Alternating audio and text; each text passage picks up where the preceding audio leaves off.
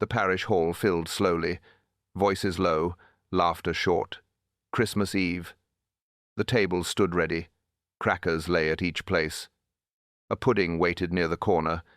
No music yet, just talk. Lady Bantry welcomed guests. She carried herself with pride. Eyes followed her. She smiled and moved on. Edgar Lockett checked his books. Always the treasurer, always the man of numbers. He frowned at a column. He wrote quickly. He crossed it out. He began again. Claire sat apart. Her hands rested in her lap. She did not look at Edgar. She stared at the floor. Now and then she blinked. She kept her distance. Sybil Trent managed the arrangements. Her voice was sharp. She placed chairs. She ordered Maisie Vale to fetch papers. She turned again to Edgar. "Do not delay," she said. He gave no reply. Arthur Pike lifted decorations. He tested a rope. He muttered to himself. He shook his head. Then he walked away. Lionel Brookie tuned his violin. He tapped the bow. He scraped the string. It sounded harsh. He muttered under his breath. He tried again. Still wrong. He pressed his lips tight. Reverend Clement stood with Griselda. They welcomed each guest. They offered kind words. Griselda whispered now and then. She watched Claire with concern. Inspector Slack entered late. He nodded to no one. He looked serious. He walked to the side. He crossed his arms. He stared at Edgar. Miss Marple sat quietly, hands folded, eyes alert. She said little. She watched everything. Nothing escaped her. Edgar snapped his book shut. He breathed out. He rubbed his brow. He pulled an envelope from his pocket. He stared at it. He hesitated. Then he slid it under his plate. Claire looked once at him. Then she looked away. Her lips pressed tight. Her hands trembled. No one spoke to her. She stayed in her chair. Sybil clapped her hands. "Attention, everyone," she called. Her voice echoed. She spoke of the program. She told them to be ready. She pointed to the crackers. "Tradition must be kept," she said. Faces turned to her. No one argued. Lady Bantry smiled at Miss Marple. She leaned close. "A fine gathering," she whispered. Miss Marple nodded. Her eyes stayed on Edgar. He touched the plate again. He adjusted it. He tapped it twice. Then he withdrew his hand. No one noticed. No one but her. Miss Marple frowned. She leaned back. Her eyes grew thoughtful. A paper hidden. A man uneasy. A wife silent. A room full of watchers. Christmas Eve had begun, but unease had come with it. Miss Marple noticed Edgar hide a folded paper under his plate. She thought of human nature. Secrets always slipped out. Tonight, one secret had already begun to show. The table was set. Crackers lined each plate. Sybil Trent stood tall, her eyes sharp. She called for attention. "Tradition," she said. Her voice carried. Each must pull a cracker. Each must read aloud. Hands reached. Paper snapped. Small trinkets spilled. Paper hats unfolded. Slips of paper scattered. Laughter rose at first. One guest read a riddle. Another read a silly rhyme. A third read a harmless joke. Then Sybil lifted her own. She adjusted her glasses. She held the slip high. Her lips moved. Her eyes narrowed. She read aloud. The words were not light. Not a riddle. Not a rhyme. "Who watered the fate brandy?" asked the treasurer. The room fell still. Eyes turned at once. Every face looked to Edgar. Edgar's hands froze. His face flushed red. He gripped the table edge. His jaw tightened. He could not speak. Lady Bantry leaned near Miss Marple, her voice soft. "A cruel jest," she whispered. Miss Marple nodded once. Her eyes stayed on Edgar. Claire sat motionless. She did not defend him. She kept her gaze low, her fingers clenched together. She said nothing. Arthur Pike coughed loudly. Maisie Vale dropped her spoon. Lionel Brooker fiddled with his bow. Inspector Slack raised an eyebrow. Reverend Clement looked down. Sybil folded the slip. She tapped it against the plate, her face calm, her words sharp. "Not amusing," she said. Her eyes stayed on Edgar. Edgar forced a laugh. It came out harsh. He reached for his glass. His hand trembled slightly. He did not drink. Claire pressed her lips tight, her eyes still lowered. She touched her sleeve. She did not look at Edgar. Lady Bantry spoke again. Surely a mistake, surely a jest. Her tone uncertain, her glance worried. Dr. Haydock cleared his throat. "Perhaps random words," he said. His tone lacked force. No one agreed. Silence followed. Miss Marple's eyes narrowed. She studied Edgar's face. Sweat beaded his brow. Colour stayed high in his cheeks. His mouth opened, then closed. Sybil folded the paper. She placed it in her bag, her eyes sharp still, her lips pressed thin. Arthur muttered low. "Numbers never lie," he said. Maisie whispered back. Her eyes darted to Edgar. Lionel struck one note. The violin string snapped. The sound cracked the silence. He swore softly. Heads turned to him. Edgar's hand clenched tighter, his knuckles white. He pushed his chair back slightly. He muttered under his breath, words barely heard. Edgar muttered, "Someone wants me finished." Miss Marple felt the weight.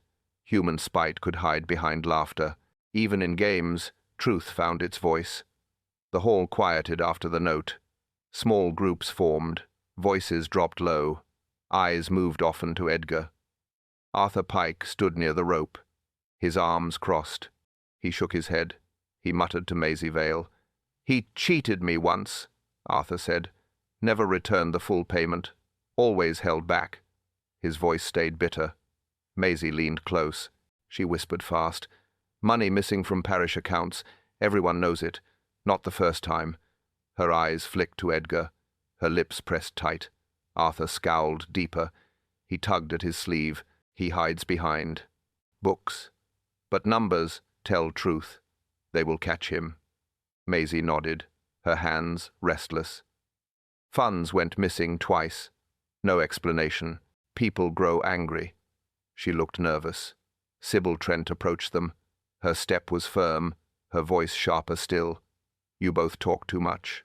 She paused, then added, "I know more than anyone. I have proof if needed." Arthur stiffened. Maisie went pale. Neither answered her.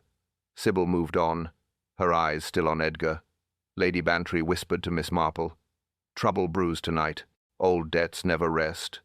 Miss Marple gave no reply. She listened instead. Lionel Brookie tested a string. The sound grated. Arthur flinched at it. Maisie shushed him. "Doctor." Haydock leaned on his chair. He watched Edgar, his voice low to slack. "Not healthy nerves. Man might break soon." Inspector Slack grunted. "Better men broken. If guilty, he must answer." Reverend Clement sighed softly. He turned to Griselda. "Parish must not fracture." Her hand touched his arm, her eyes full of doubt. Edgar rose at last. He moved stiffly. He walked toward the side. Claire followed slow. Her eyes stayed on him. They stood near the corner, their voices hushed. Claire leaned in close. Her hand touched his sleeve. Miss Marple sat still, her eyes fixed on them. She strained to catch words, her head tilted slightly. Arthur still grumbled behind her. Maisie wrung her hands. Sybil hovered close, listening. Tension thickened among them. Claire's voice cut faintly through. The words were clear enough. Her tone was sharp, her warning plain. "Miss Marple hears Claire warn Edgar. They will destroy you." Miss Marple thought of human weakness. Greed bred enemies. Secrets never stayed buried. In silence, resentment always found a voice. The meal moved on. Plates cleared.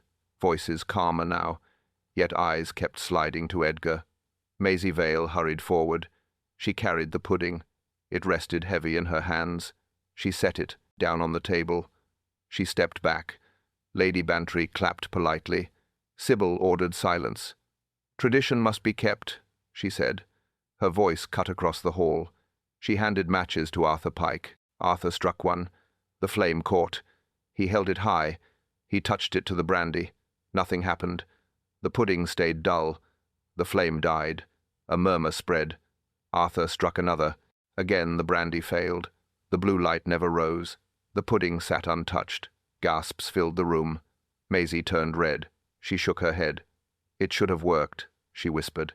Sybil frowned hard. Her eyes went to Edgar. She spoke coldly. "A shame on the treasurer. Even the pudding fails." Edgar stiffened. His face drained pale. He pushed back his chair. He forced a thin smile. His hands trembled slightly. Lady Bantry whispered to Miss Marple. "A poor sign," she said. Miss Marple kept watching Edgar. She noticed his lips move. Words too low to hear. Dr. Haydock leaned forward. He tapped the pudding with a spoon. "Harmless," he declared. "Too much water in the spirit." He shrugged and leaned back. Arthur muttered again. "Watered brandy? Always money tricks." Maisie hushed him quickly. Her eyes darted to Sybil. Lionel Brookie tightened his strings. He played a note. It came out flat. He stopped at once. He stared down at his hands. Reverend Clement tried to calm them. "Let us continue," he said. "Such things happen. No cause for alarm." But his tone lacked weight. Claire sat still. She showed no surprise. Her eyes fixed on the table. She never looked at Edgar. Her hands remained folded. Inspector Slack leaned closer to Dr. Haydock. "Too much water?" he asked. The doctor nodded. "Likely so," he replied, but his tone was thin. Miss Marple sat quietly. She breathed slow. She watched the pudding. She watched the jug of brandy. Her eyes narrowed. She leaned slightly forward. Her hand reached out. She drew the jug close. She tilted it gently. She caught the faint scent. The others spoke on. Whispers filled the table. Questions about jokes. Questions about fraud. Questions about the ruined dessert. Miss Marple said nothing. Her eyes grew sharper. She set the jug down. She folded her hands again. She thought long. Miss Marple smells watered brandy. She knew human mischief well. Even small tampering carried meaning. A ruined pudding could hide a larger truth. The meal dragged on. Guests shifted in their seats. Talk came in bursts. Eyes still moved toward Edgar. Arthur Pike left his chair. He glanced up at the gallery. Then he checked the ropes again. His hands rubbed the cord. He muttered under his breath. Maisie Vale carried trays, her steps unsteady. She glanced often at Edgar. She kept her head low. She avoided Sybil's sharp eyes. Sybil Trent barked orders. She corrected the servers. She waved at the decorations. Her tone sharp, never soft. Her gaze still found Edgar. Edgar kept silent. He poked at his food, his hands restless. He wiped sweat from his brow. He avoided Claire's face. Claire sat stiff, her lips pressed thin, her eyes fixed on nothing, her fingers tight together, her silence louder than words. Lady Bantry leaned toward Miss Marple. "Uneasy night," she whispered. Miss Marple gave no reply. Her eyes stayed on the room. She noted every movement. Lionel Brookie adjusted his bow. He tested a string. The sound grated. He frowned at it. He rubbed the rosin again. Dr. Haydock sipped his drink. He looked at Slack. "Edgar will not last long," he said. Slack only grunted. He kept his eyes forward. Then a sound above. A creak. A shift. The heavy mistletoe bow swayed. Arthur looked up. His face drained. He shouted loud, "Catch it!" Two men rose fast. They reached upward. They steadied the bow. It came down half a foot, then stopped. Gasps spread across the tables. Maisie clutched her chest. Sybil cried out sharply. Claire sat frozen. Edgar did not move. Arthur lowered the bow. He set it aside. He wiped his brow. He muttered of bad work. He shook his head. Slack stepped forward. "Who tied this?" he asked. Arthur raised his hand. "I checked it twice," he said, his voice uneasy. Sybil glared at Edgar. "Always disorder with him near," she snapped. He answered nothing. He looked only at the table. Miss Marple watched close. Her eyes searched the ribbon. She leaned a little forward. Her hand brushed it lightly. Something clung to her fingers. She rubbed it between thumb and forefinger. A fine powder, not dust from the hall. not crumbs from food. It stuck slightly. She raised it near her eyes. She breathed slow, her lips pressed. Recognition came. It was rosin. She looked at Lionel, his bow still on the table, his rosin box open. Her thoughts grew sharp. A link had formed. Miss Marple sees dust of rosin on the ribbon. She thought of patterns. Small traces never lied. Even a festival ribbon could carry the weight of guilt. Edgar shifted in his chair. His fork scraped the plate. He pushed the food aside. He breathed heavy. His hand shook slightly. Claire glanced at him once. She said nothing. Her eyes slid away. Her lips stayed tight. Her fingers folded hard together. Sybil watched across the table, her stare sharp. She leaned back slowly. She tapped her nails. She waited. Arthur Pike muttered again. He fussed with a rope. He shook his head. He whispered to Maisie. She hushed him fast. Lady Bantry noticed Edgar's colour. She whispered to Miss Marple. He looks worse each moment. Miss Marple gave no reply. Her eyes never left him. Edgar touched his brow. He rose unsteady. His chair scraped the floor. He coughed once. He moved toward the gallery. Claire rose too. She followed, close behind. Her steps measured. She said nothing. Her eyes stayed fixed on him. Sybil leaned to Maisie. "Watch her," she hissed. Maisie looked uncertain. She nodded weakly. She kept her eyes low. Lionel Brookie plucked a string. The note was sharp. It drew heads around. He muttered sorry. He put the violin down. Dr. Haydock poured a drink. He muttered to Slack. He should rest. His heart will not hold. Slack shrugged. Let him answer first. Reverend Clement tried to steady things. Perhaps a hymn later, he said. Griselda nodded faintly, her eyes anxious. She folded her hands. Edgar reached the stairs. He gripped the rail. He moved slowly upward. Claire close behind. Her hand brushed her sleeve. Sybil rose half from her chair. She leaned forward. She whispered to herself, her eyes narrow, her mouth tight. Arthur tugged again at the cord. He frowned. He shook his head. He muttered of bad knots. Maisie begged him to stop. Miss Marple watched it all, her eyes steady, her thoughts measured, her lips pressed thin. She turned slightly in her chair. She saw the gallery ropes. She saw the bow lowered earlier. She noted the bindings. Something caught her attention, a faint glint on the cord. She leaned closer, her gaze fixed. Her hand brushed it lightly. A fibre stuck to her finger. She lifted it slowly. It was fine. It was soft. It was green, not from rope, not from ribbon. She pressed it flat. It clung still. She knew its feel. She knew its look. It was thread. She turned her head. She looked once at Claire, the cloak on her shoulders, the hem stitched in green. The match was close. Miss Marple notices a green thread snagged on the rope. She thought of small details. A thread held more truth than a speech. Fear revealed itself not in words, but in traces left behind. The meal had lost rhythm, conversations broken, glances restless, eyes moving often to the gallery.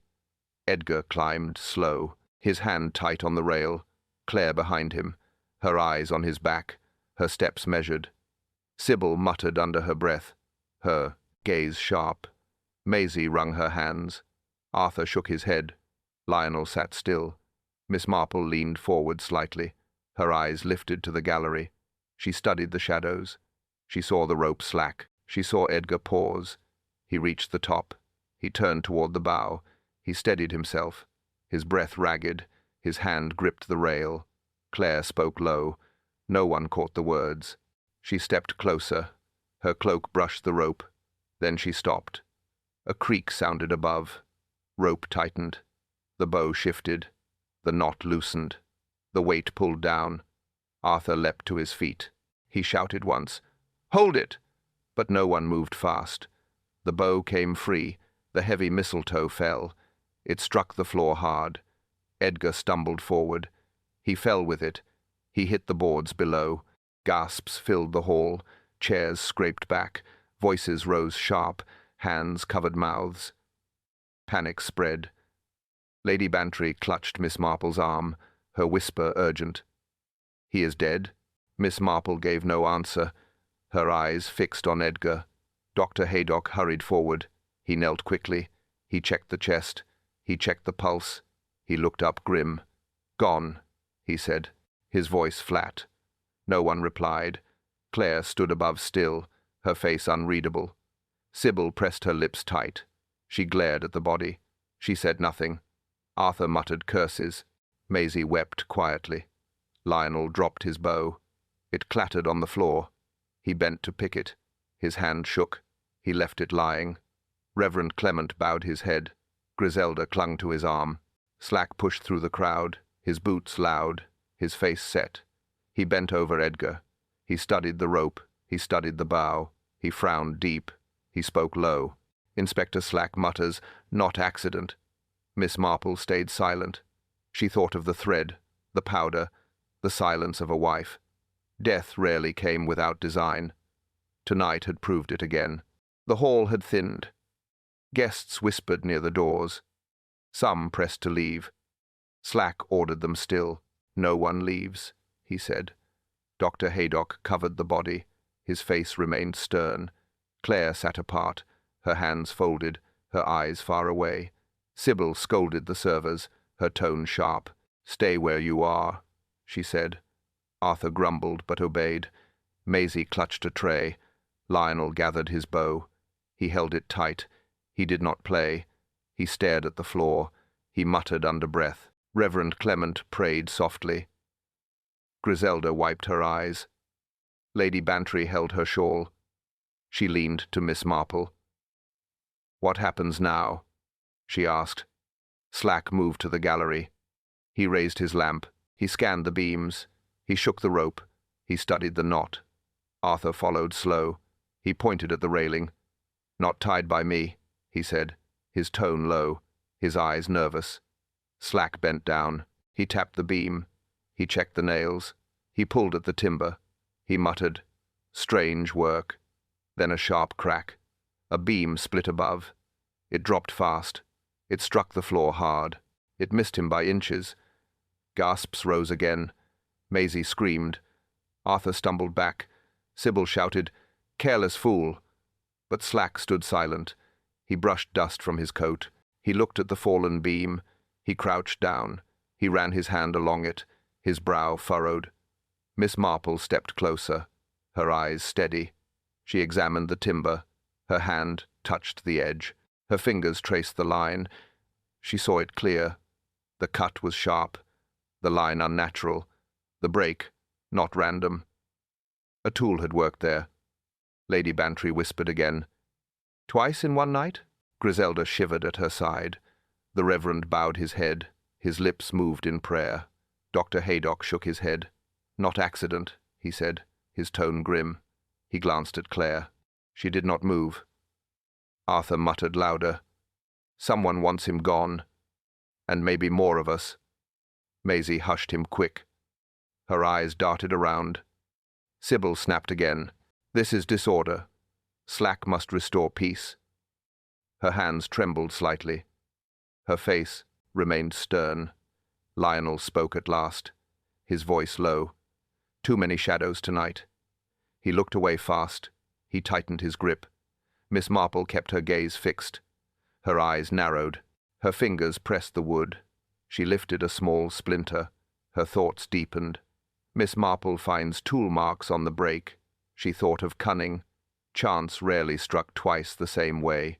Intent left its mark, and tonight it had left more than one.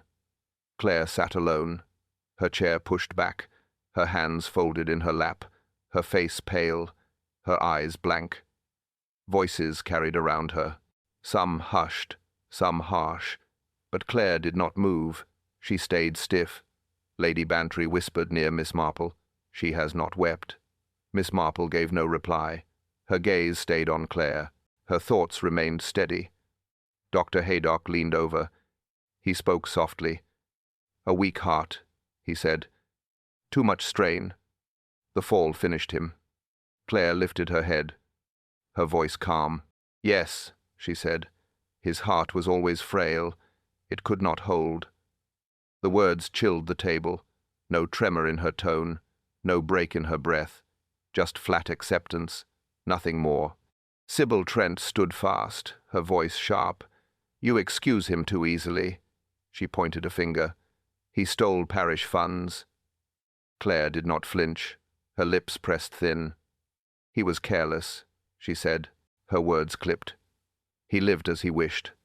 Sybil stepped closer, her eyes fierce. "You knew, Claire. You shared his lies." Her tone grew louder. Maisie Vale tried to hush her. "It is not the time," but Sybil snapped back. "Truth has its time." Her eyes never left Claire.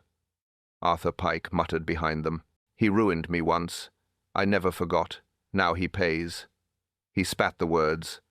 Lionel Brooker plucked a string. It broke sharp. He cursed low. He bent to fix it. His hands shook. Reverend Clement spoke slow. "This is grief's hour. Let no anger lead." But Sybil ignored him. Her eyes burned still. Claire's hands tightened. Her fingers dug in. But her face stayed calm. Her voice even. "He is gone. Let the parish heal." Slack watched her close. His eyes narrowed. He spoke quiet to Haydock. "She speaks too steady." Haydock only nodded. Lady Bantry sighed. "She shows no sorrow." Griselda whispered back. "Perhaps too proud. Perhaps too cold." Miss Marple leaned slightly. Her gaze fixed. She noted each move. She studied each word. She thought long. Claire adjusted her cloak. The hem brushed the chair. She pulled it tighter. She shifted in her seat. Something slipped free. A small scatter fell, green against the floor. Fine needles, from fir branches. They clung to her cloak. No one else noticed, but Miss Marple did. Her eyes sharpened. Her mind recorded. The detail mattered. Fir needles fall from Claire's cloak pocket. Miss Marple thought of grief. True grief, stumbled, broke, faltered. False grief sat stiff, too careful, too calm. Even silence betrayed the heart. Lionel Brookie sat apart. His violin rested on his knees. He rubbed the bow with rosin. The powder clung to the strings. His face looked drawn. Arthur Pike muttered nearby. "Noise again," he said. He turned his back. Maisie Vale hushed him. Her eyes stayed low. Sybil Trent crossed her arms, her stare fixed on Lionel. "You play at the wrong time," she said, her tone sharp. He ignored her words. Lionel drew the bow once. The sound rasped. He winced. He rubbed more rosin.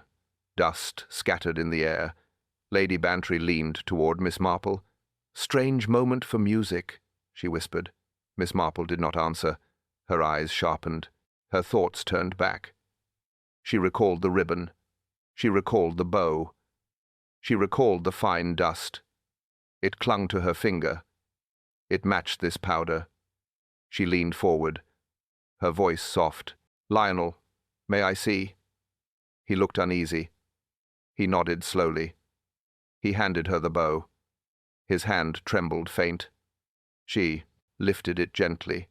She studied the wood. Her finger brushed the dust. It clung the same way. Fine, dry, grainy, unmistakable rosin. She held it toward the light.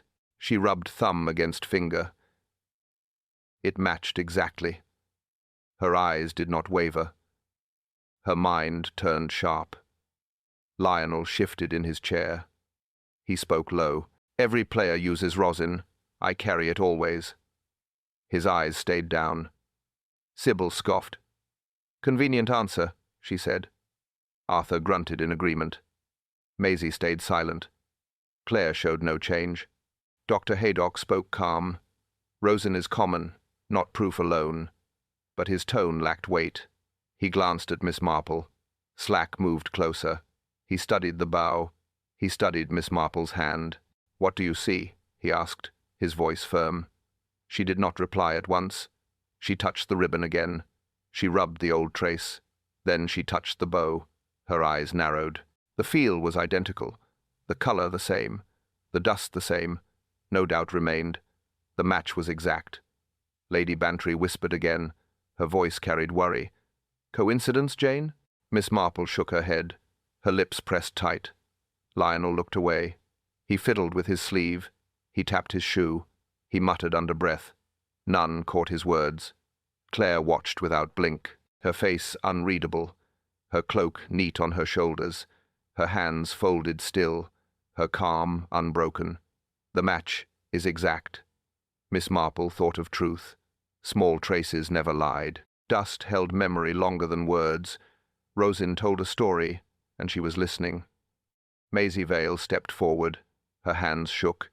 She carried a stack of books. She set them on the table. Dust rose faint. Sybil Trent reached at once. She pulled the top ledger. She opened to the marked page. Her eyes scanned quick. Her lips pressed thin. Here, she said, her voice sharp. Proof of theft. Funds removed. No record returned. Arthur Pike leaned close. He muttered, always suspected. He jabbed the page. His face sour. He turned away bitter. Dr. Haydock adjusted his glasses. He bent down. He read the lines. He nodded once. His voice low. The money is gone. It was taken. No error here. He shut the book. He sighed deep. Inspector Slack grabbed the ledger. He flipped pages fast. He stopped at entries. His brow furrowed. His jaw tight. Dates clear. Sums large. All missing, he said. He slammed it shut. He glared at the widow. Claire sat stiff. She did not flinch. Her eyes calm. Her voice flat. I know nothing. Lady Bantry leaned near Miss Marple. A cold answer, she whispered. Miss Marple said nothing. Her gaze fixed forward. She studied Claire's hands. Sybil opened another book. She spoke fast. 2 payments lost here. Another vanished there, all under Edgar's hand. Maisie swallowed hard. Her voice trembled. I kept the book safe. I warned him often. He never listened. Arthur grumbled louder. He ruined us once. He ruined us again. Always his way. Never honest. Lionel Brookie rubbed his bow. His eyes stayed low. He muttered quietly. Music drowns numbers. No one answered him. Reverend Clement lifted his head. He spoke with weight. The parish trusted him. He betrayed that trust. His voice carried sorrow. Griselda whispered beside him. Claire must have known. Her tone uneasy. Her eyes on the widow. Her hands clenched tight. Slack reopened the ledger. He flipped near the back. He scanned another page. He slowed. He stopped. He bent down closer. He tapped the margin. He lifted the book higher. He pointed with his finger. His voice turned grim. Not only Edgar. Look here. Initials appear. Different hand. Different ink. The room quieted. Eyes strained forward. Maisie gasped. Arthur cursed. Sybil's face hardened. Miss Marple leaned nearer. Her eyes sharpened. She read the letters. They were clear. They spelled, C.L. Clare's initials appear on one ledger page. Miss Marple thought of guilt. Numbers never lied. Even ledgers whispered truth when men stayed silent. The past always left its mark. The ledger lay shut. Claire sat still, her face unreadable. The initials weighed heavy. The room grew tense. Sybil pressed forward. Her finger tapped the book. Your hand is here. Your part is clear. Her voice cut sharp. Arthur nodded hard. Always knew it. Always both of them. He shook his head. His mouth twisted bitter. Maisie whispered low. She kept the keys. She entered often. She knew the sums. Her hands trembled. Dr. Haydock looked uneasy. His eyes narrowed. Not proof alone, he said. Context matters. One page is not fate. Slack folded his arms. He stared at Claire. Do you answer this? His tone flat. His gaze steady. Claire raised her chin. Her voice calm. I will answer. She reached into her cloak. She drew out a folded sheet. She placed it on the table. Her hand did not shake. Her lips pressed firm. She looked at Sybil. She looked at Slack. This is Edgar's letter, she said. He wrote it last week. He cleared me of blame. He confessed his part alone. He wished me free. Gasps circled the table. Lady Bantry leaned near Miss Marple, her whisper quick. "Too neat, don't you think?" Miss Marple gave no reply. Slack unfolded the page. He read aloud. The words flowed smooth. They claimed Edgar's fault. They spared Claire. Arthur growled deep. Lies, even in death. Maisie shook her head. "Perhaps true," she murmured, her eyes doubtful. Sybil crossed her arms. "Convenient paper." "Too convenient," she said, her tone sharp, her glare fierce. Dr. Haydock frowned. Strange timing, he noted. Why produce it now? Why not before? He folded his hands tight. Claire stayed calm. She faced them steady. Her eyes gave nothing. Her lips formed no tremor. She sat unmoved. Miss Marple reached for the letter. Her hand slow, her touch light. Her eyes scanned the page. Her mind worked quiet. She held it close. She bent slightly. Her finger brushed the edge. She lifted it higher. She caught a faint shine. She pressed her thumb. A smear followed. Her eyes narrowed. Her lips pressed firm. The truth was plain. She looked to Slack, her voice steady. This was written now, not last week. Her words carried weight. Miss Marple shows the ink is still wet. She thought of lies. False defense never held. A hasty trick revealed more than it hid. Truth waited, patient, under fresh ink. The room stayed heavy. The letter lay flat. The smear of ink glistened. Eyes turned toward Miss Marple. Her silence carried weight. Sybil Trent pressed on. "Enough games," she said. She was part of it. She covered his theft. She hides behind false words. Arthur Pike nodded hard. He slapped the table. She cheated us all. She stood by him. She profited too. Maisie Vale spoke soft. "I only kept the books. I warned him often. He dismissed my voice, but others knew." Claire raised her chin, her voice even. "You condemn without proof. You seek comfort in blame. I have nothing to fear." Slack's gaze fixed steady. "Proof builds, Mrs. Lockett. It mounts each hour. Do you deny all?" His tone cut low. Claire did not answer. Her hands stayed folded, her face pale still. Her eyes gave nothing. She waited calm. Lady Bantry whispered fast. "She looks too still. Even now, no grief." Miss Marple gave no reply. Her eyes swept the table. She saw the wax first, the thin layer at the knot. It had melted away. The rope slipped loose. The bow fell hard. She thought of the ribbon. Dust of rosin clung. Not accident, not chance. Placed by hand, she recalled the thread. Green fiber on the rope, not from Hall, not from bow. It matched Claire's cloak. She remembered the fur. Needles spilled from the pocket. Branches cut, earlier. Clung to cloth, carried to the scene. She touched the letter again. Ink still damp. A defense too neat. A cover too quick. It betrayed itself. Each piece in order. Each point aligned. Wax, ribbon, thread, fur, false letter. The net closed tight. No gap remained. No space for chance. All roads led one way. All signs met at Claire. Dr. Haydock spoke faint. "It grows certain." His tone uneasy. His eyes full of weight. He looked toward Slack. Sybil folded her arms, her lips firm. At last, the truth. Arthur muttered agreement. Maisie looked down. Lionel rubbed his bow. He whispered low. Music hides nothing now. His hands shook faint. He fell quiet again. Claire sat stiff, her lips pressed thin, her breath steady, her eyes hard. She did not yield. Miss Marple rose slow. Her hand touched the rope. Her gaze swept the room. Her voice carried clear. Her words cut sharp. "Miss Marple says the rope was timed to fail." She thought of justice. Small details wove truth stronger than lies. A pattern once formed could not be broken. The net had closed. The hall grew still. All eyes fixed on Miss Marple. She stood calm, her hands folded before her, her voice steady. "The bow was not secure," she said. "It was fixed with wax. not tied proper, not nailed firm. Only wax held it. She paused a moment. Faces leaned closer. She spoke again. Heat weakens wax. Flame from candles warmed it. Slowly it softened. Then it gave way.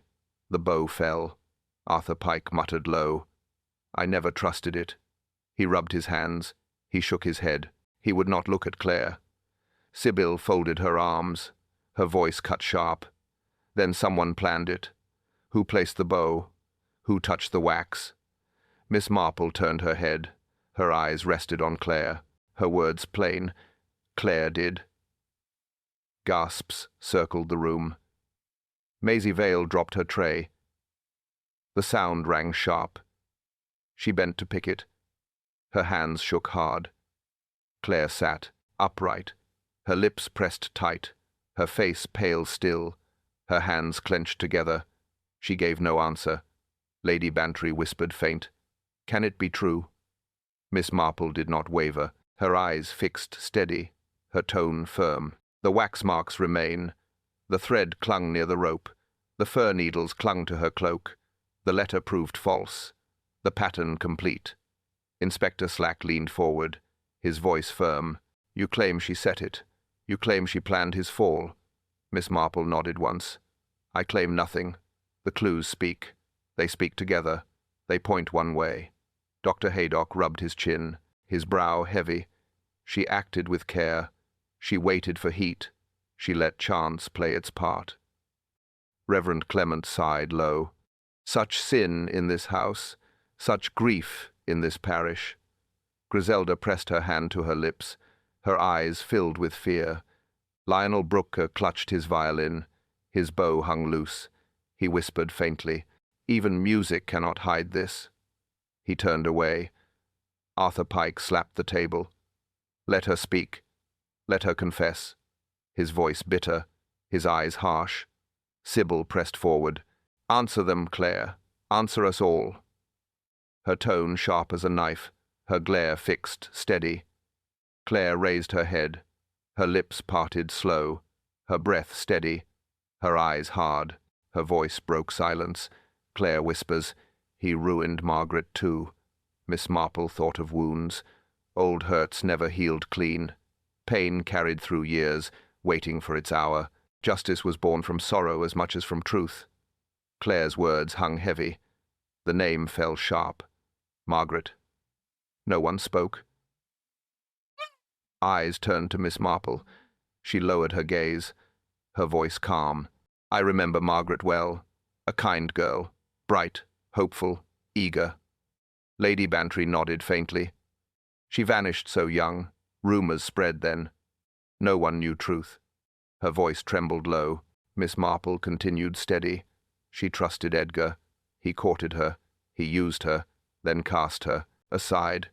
Griselda whispered faint. "I heard whispers once. She bore his child. He denied her.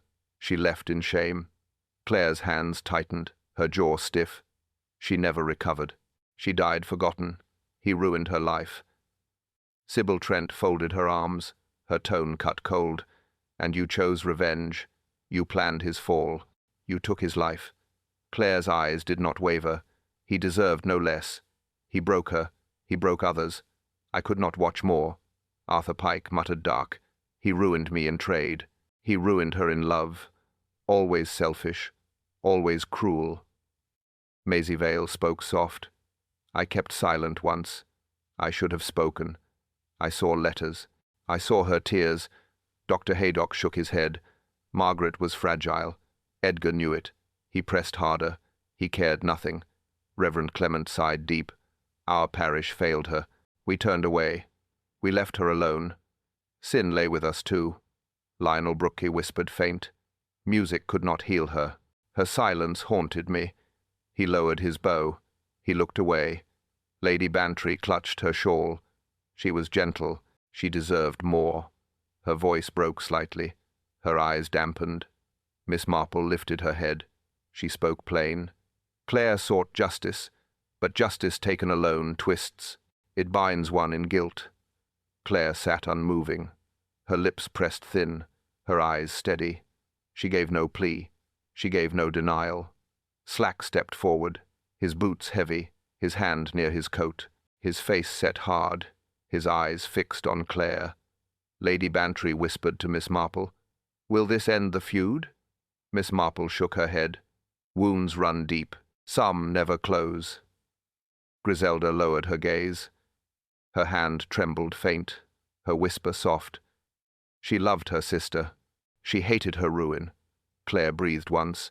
She sat tall, her voice quiet. "Margaret lives in me. Through this act," I answered. Silence followed again. No one moved. No one spoke. All waited. All knew. Inspector Slack steps forward with cuffs. Miss Marple thought of sorrow. Vengeance never healed the past. It only chained the living to pain. Justice demanded truth, but mercy was harder still. The hall emptied slow. Chairs scraped back. Whispers lingered. Faces pale. Steps heavy. Reverend Clement stood near the table. He let out a sigh. His shoulders bent. His hands clasped tight. He said, "So much shame." Lady Bantry shook her head. Her lips pressed thin, her eyes restless. She spoke low. "I never thought Claire capable." Griselda looked pale. Her hand shook faint. She leaned against her chair, her eyes downcast, her whisper soft. "Sin grows in silence," she said. "We all saw signs. We said nothing. Now we carry blame." Dr. Haydock packed his case, his tone weary. 2 lives gone in one. Margaret years ago. Edgar tonight. Pain never ended. Arthur Pike muttered still. He rubbed his palms. She punished him, but it will not restore her. Nothing restores the past. Maisie Vale closed the ledgers. Her face drawn. She tied the cords. She said nothing. Her tears stayed hidden. Lionel Brooker tightened his bow. His voice flat. "Music feels hollow now. Notes cannot wash guilt. They only echo it." Sybil Trent stood stiff, her tone sharp. "At least truth is known. No more lies. The parish must move on." Slack returned from his duty. The cuffs had closed. Claire walked in silence. She gave no struggle. She gave no word. Lady Bantry watched her leave, her voice low. Dignity even now. Strange, in such a fall. Her head bowed slightly. Miss Marple sat still, her hands folded calm, her eyes lowered, her thoughts deep, her lips pressed tight. She spoke at last. "Justice brings answers, but answers breed sorrow. Right and wrong walk close. None leave unscarred." Reverend Clement nodded slow, his tone soft. "We shall pray. For Margaret. For Edgar. For Claire, too." Griselda closed her eyes, her voice faint. Even guilty hearts deserve mercy. Her words hung thin. No one replied. Arthur rose to leave, his mutters low. "Mercy is wasted. Debt remains unpaid." He pushed past the door. Maisie followed in silence, her steps quiet, her head low, the ledgers clutched tight. She disappeared fast. Lionel left with violin. He looked down. He did not speak. He slipped out quick. His bow trembled still. Sybil lingered longest. Her eyes swept the hall, her words sharp. "This parish must rebuild. I will see it done." Only Miss Marple remained seated. She leaned back slow, her gaze on the table, her thoughts on the night, her mind tracing each clue. A faint sound stirred. The door creaked soft. A slip of paper slid through. It rested on the floor. She bent and lifted it. A new note slides under Miss Marple's door. The parish hides more. She thought of endings. Truth had spoken, yet secrets lingered. Justice stood, but peace stayed distant. The human heart carried shadows still.